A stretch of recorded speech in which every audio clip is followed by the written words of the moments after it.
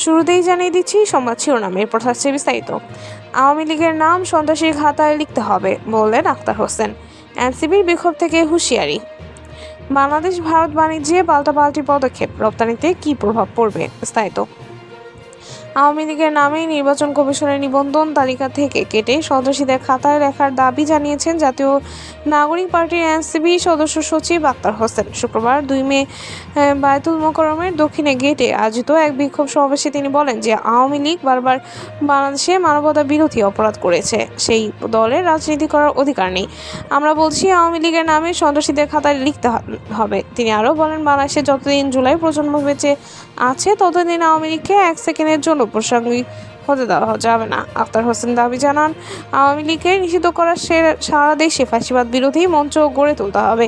তিনি বলেন, যারা আওয়ামী লীগকে ন্যূনতম স্পেস দিবে তারা বড় বড় নেতা, সুশীল সমাজের প্রতিনিধি, বিচারপতি কিংবা সাংবাদিক হোক, বাংলাদেশের ছাত্র জনতা তাদের বিরুদ্ধে প্রতিরোধ গড়ে তুলবে। আখতার হোসেন আরও হুঁশিয়ারি দিয়ে বলেন, যদি আওয়ামী লীগ জনগণের হাতে পড়ে তাহলে তারা বাংলাদেশে আস্ত থাকবে না। বিক্ষোভে আরও উপস্থিত ছিলেন এনসিপির শীর্ষ নেতারা, যাদের মধ্যে ছিলেন আহ্বায়ক মোহাম্মদ নাহিদ ইসলাম, মুখ্য সমন্বয়ক নাসিরউদ্দিন পাটোয়ারি, সিনিয়র যুগ্ম আহ্বায়ক সামান্তা শারমিন প্রমুখ।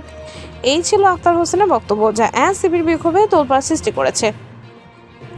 বাংলাদেশে ভারত বাণিজ্যের পাল্টাপাল্টি পদক্ষেপ, রপ্তানিতে কী প্রভাব পড়বে? বিস্তারিত। বাংলাদেশ ও ভারতের মধ্যে কয়েক মাস ধরেই ক্রমেই অবনতির দিকে। এর জের ধরে দুই দেশে একে অপরের বিরুদ্ধে বাণিজ্য কঠোর বিধিনিষেধ আরোপ করেছেন। বাংলাদেশের স্থানীয় শিল্প রক্ষার কথা বলে ভারতের থেকে সুতা আমদানি বন্ধ করেছেন। এর পাল্টা পদক্ষেপ হিসেবে ভারতের বাংলাদেশকে দেওয়া রপ্তানিতে ট্রান্সশিপমেন্ট সুবিধা বাতিল করেছে। এই দুই সিদ্ধান্তের প্রভাব পড়েছে তৈরি পোশাক শিল্পে, কারণ বাংলাদেশ বিশ্বের দ্বিতীয় বৃহত্তম পোশাক রপ্তানিকারক দেশ আর সুতা এই শিল্পের অন্যতম গুরুত্বপূর্ণ কাঁচামাল। এখন সমুদ্র ও আকাশপথে সুতা আনার চেষ্টা চলছে, কিন্তু এতে খরচ ও সময় দুটোই বাড়ছে। এমজিএইচ গ্রুপের প্রধান আনিস আহমেদ বলেন, ভারতের মাধ্যমে যে পোশাক 1 সপ্তাহে ইউরোপ আমেরিকায় পৌঁছাতো, এখন তা যেতে সময় লাগছে প্রায় 2 মাস। এদিকে ভারতের সঙ্গে উত্তেজনার পেছনে একটি বড় ভূমিকা রেখেছে অন্তর্বর্তী সরকারের প্রধান উপদেষ্টা ডক্টর মোহাম্মদ ইউনূসের চীন সফর এবং উত্তর পূর্ব ভারতকে ঘিরে তার মন্তব্য। ভারত এটিকে আক্রমণাত্মক বলে মনে করছে। সঙ্গে যুক্ত হয়েছে বাংলাদেশ ভারত সম্পর্কে ঘনিষ্ঠতা এবং শেখ হাসিনার প্রত্যর্পণের দাবি, যা দিল্লির জন্য অস্বস্তিকর হয়ে উঠেছে।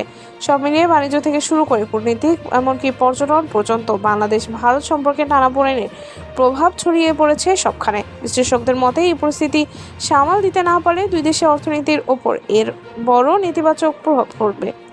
এই ছিল সর্বশেষ আপডেট। নতুন নতুন আরও আপডেট পেতে আমাদের সঙ্গেই থাকুন। ধন্যবাদ।